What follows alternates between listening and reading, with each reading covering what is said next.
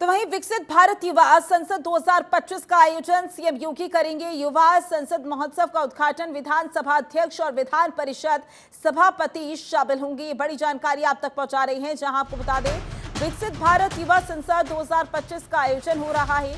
CM योगी करेंगे युवा संसद महोत्सव का उद्घाटन, विधानसभा अध्यक्ष और विधान परिषद सभापति शामिल होंगे।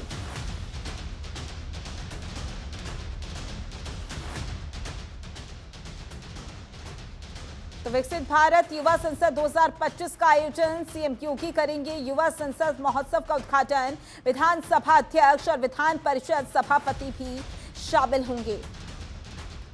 तो महोत्सव को लेकर सभी तैयारियां पूरी हो चुकी हैं।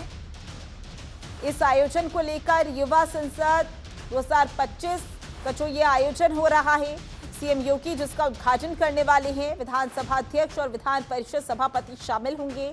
ऐसे में इस आयोजन को लेकर सभी तैयारियां पूरी हो चुकी हैं।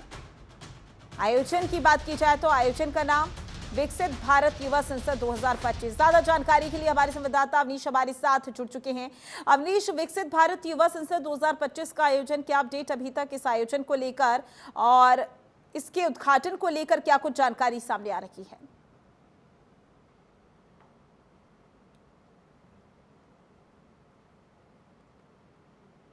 इस समारोह का शुभारंभ करेंगे और इसमें जितने युवा हैं युवाओं को संबोधित व करते हुए दिखाई देंगे। इसका मकसद साफ है कि किसी भी तरीके से जो है जो युवा हैं उनको राष्ट्र नीति में उनकी अहम भूमिका हो, उसको आगे लाया जा सके, उनकी भूमिकाओं को आगे लाया जा सके, उनके विचारों को आगे लाया जा सके और उसको एक मंच दिया जा सके। यही वजह है कि इसका आयोजन किया जा रहा है। और इसमें जब मुख्यमंत्री योगी आदित्यनाथ जुड़ेंगे तो 2047 तक का जो विजन है उस विजन को रखा जाएगा। और यही वजह है कि 2 दिन का ये कार्यक्रम रखा गया है और इस कार्यक्रम में तमाम जो युवा भाग लेंगे उन युवाओं के विचारों को मंच दिया जाएगा और उसको केंद्र सरकार और राज्य सरकार सुनेगी ताकि उनके विचारों को आगे बढ़ाया जा सके और युवाओं को सशक्त बनाया जा सके और जो राष्ट्र निर्माण की नीति है उसमें उनकी भागीदारी सुनिश्चित की जा सके। और यही वजह है कि आज मुख्यमंत्री योगी आदित्यनाथ इसका उद्घाटन करेंगे। उसके बाद जो कल समापन होगा उसमें वित्त मंत्री सुरेश खन्ना मौजूद होंगे, उच्च शिक्षा मंत्री योगेंद्र उपाध्याय मौजूद होंगे और उनकी मौजूदगी में ये पूरा सत्र चलाया जाना है।